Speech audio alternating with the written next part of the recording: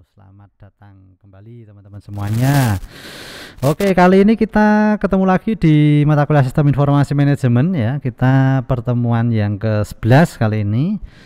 Topik kita masih melanjutkan topik yang kemarin mengenai sistem bisnis perusahaan di bagian yang kedua ya. Nah, pada bagian yang kedua ini nanti kita masuk ke topik mengenai supply chain management (SCM) ya, atau manajemen rantai pasokan ya. Ini fokus yang ketiga dari sistem bisnis perusahaan secara umum atau secara garis besarnya ya.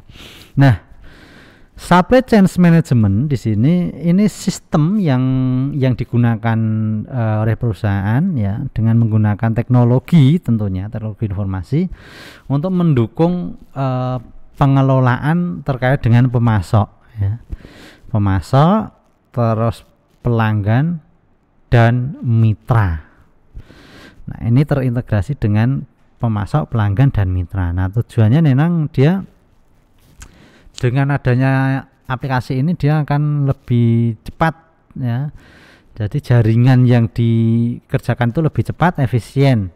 Kemudian biaya rantai pasokannya juga akan lebih mudah. Nah, supply chain management atau SCM ini memang dapat membantu perusahaan untuk mendapatkan produk yang tepat ya, ke tempat yang produknya yang tepat, kemudian tempatnya juga tepat ya. Waktu pengiriman tepat ya, jumlah yang memadai dan biayanya itu sesuai dengan budget ya, sesuai dengan kemampuan, intinya seperti itu.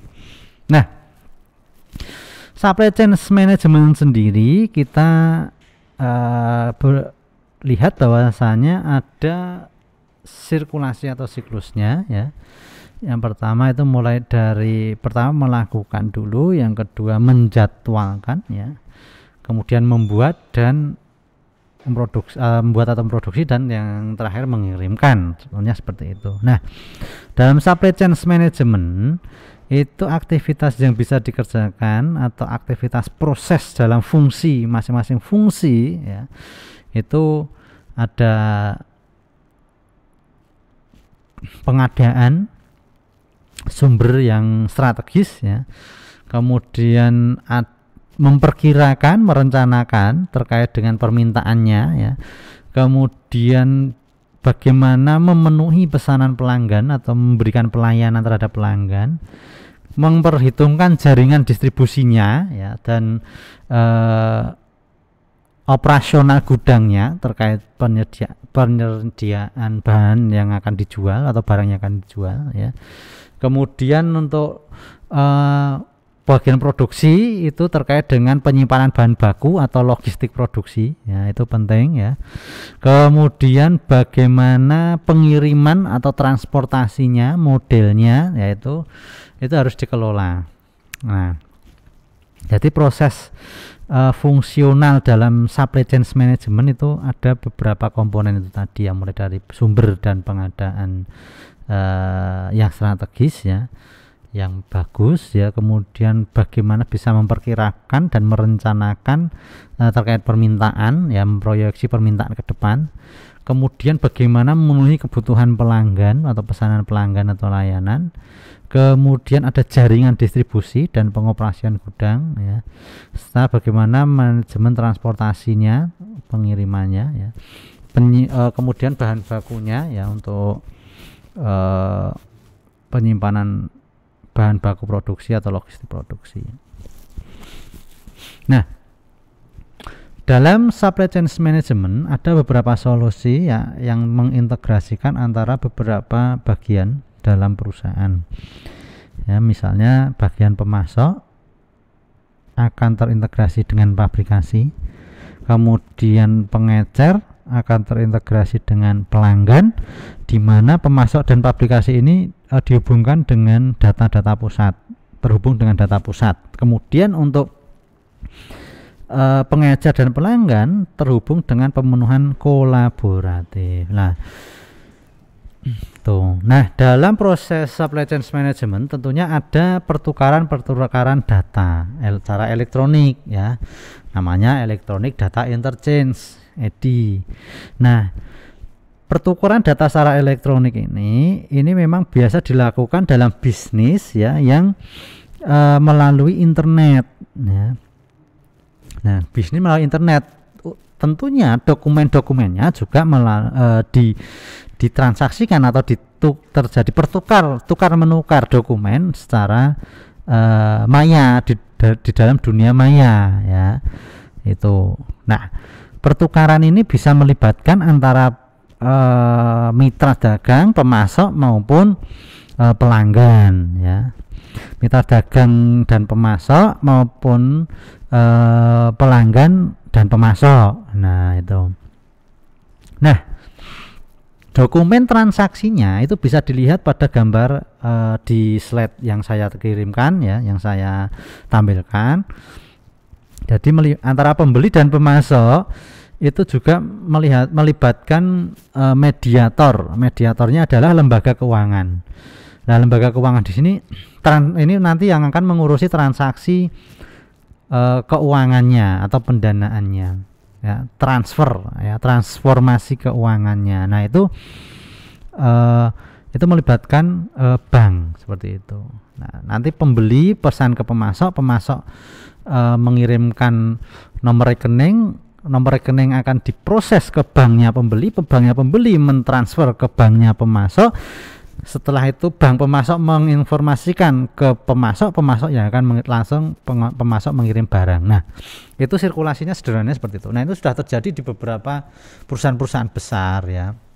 Itu. Nah, sekarang marketplace pun juga seperti itu. Nah, apalagi sekarang udah ada model e-money ya. Jadi e-money itu juga memudahkan dalam semua transaksi bisnis seperti itu. Nah, SCM Supply Chain Management memiliki peranan ya. Jadi untuk mendukung sistem informasi antar perusahaan ya, menghasilkan banyak sekali luaran ya atau output. Nah, itu. Sehingga perusahaan yang menghasilkan transaksi banyak ya perlu mengelola rantai pasokan secara efektif. Kemudian SCM ini bisa dikembangkan menjadi sebuah informasi yang berbasis situs ya, menggunakan situs juga bisa, atau menggunakan perangkat lunak yang tersimpan dalam komputer. Nah, itu. Nah, kemudian manfaatnya apa? Dengan adanya SCM, tentunya pengelolaan pesanan ya, pengelolaan pesanan akan lebih cepat dan akurat ya. Kemudian persediaan akan meminimalisir persediaan yang menumpuk atau zero defect ya. Kemudian transaksinya itu biayanya lebih murah ya, tidak mahal dan itu lebih aman ya. Kemudian kinerja atau proses perusahaan akan lebih cepat ya. Kinerja perusahaan tentunya lebih cepat dengan menggunakan SCM. Nah, namun ada permasalahan yang dihadapi ketika mengimplementasikan SCM. Apa? Yang pertama terkait pengetahuan. Dengan pengetahuan yang kurang atau minim, tentunya itu juga akan bermasalah terhadap kinerja perusahaan ya. Nah, itu memang harus ada orang yang kompeten atau tenaga ahli setidaknya yang mengelola atau yang memegang bagian supply chain management ya. Terus dalam melakukan perkiraan permintaan itu kalau tidak akurat ya, itu ya akan bermasalah dalam persediaan, sehingga akan mengganggu kinerja perusahaan secara umum ya. Kalau pengetahuan implementasinya kurang juga nanti produksinya akan tidak akurat ya. Implementasi SCM juga tidak akan akurat nanti. Proses kinerjanya akan tidak akurat ketika ada permasalahan di SCM. Nah, berbicara mengenai tujuan SCM itu dikelola, itu apa saja ya. Jadi seperti yang dapat dilihat pada gambar di slide ini ya. Jadi sasaran nilai bisnis itu nanti akan tujuannya adalah untuk membidik nilai pelanggannya ya. Nah, ketika kita ada sasaran nilai-nilai bisnis ya. Jadi nilai-nilai bisnis ini ya apa? Pemenuhan permintaan yang cepat, pasokan yang kolaboratif, terus perencanaan dan pelaksanaan. Kemudian dia akan membidik pelanggannya. Sasarannya apa? Nilai pelanggannya. Yaitu nilai bagi pelanggannya itu ketika kita dapat memberikan apa yang diinginkan pelanggan. Terus kapan dan bagaimana pelanggan itu meminta. Kemudian bagaimana pelanggan itu menginginkan. Berapa biaya yang dia harapkan dan seterusnya. Nah, itu perlu koordinasi antar perusahaan dan pabrikasinya. Kemudian bagaimana mendistribusikan dengan cara yang efektif ya, dan menjaga saluran kemitraannya ya, dan harus peka serta akuntabel terhadap pelanggan itu. Nah, tahapan penggunaan SCM ini yang terakhir ya. Jadi pertama adalah mengembangkan rantai pasokan pada saat ini dulu ya. Kemudian rantai pasokan perdagangan komersial ya yang ada saat ini itu ditambah ya. Jadi ini tahap pertama adalah membagi informasi mengenai produk ya. Kemudian menjual, memberikan bantuan ya. Kemudian untuk memenuhi pesanan. Tahap yang selanjutnya, tahap kedua itu mentautkan dengan intranet dan ekstranet, intranet atau ekstranet ke mitra perdagangan atau ke mitra dagang ya.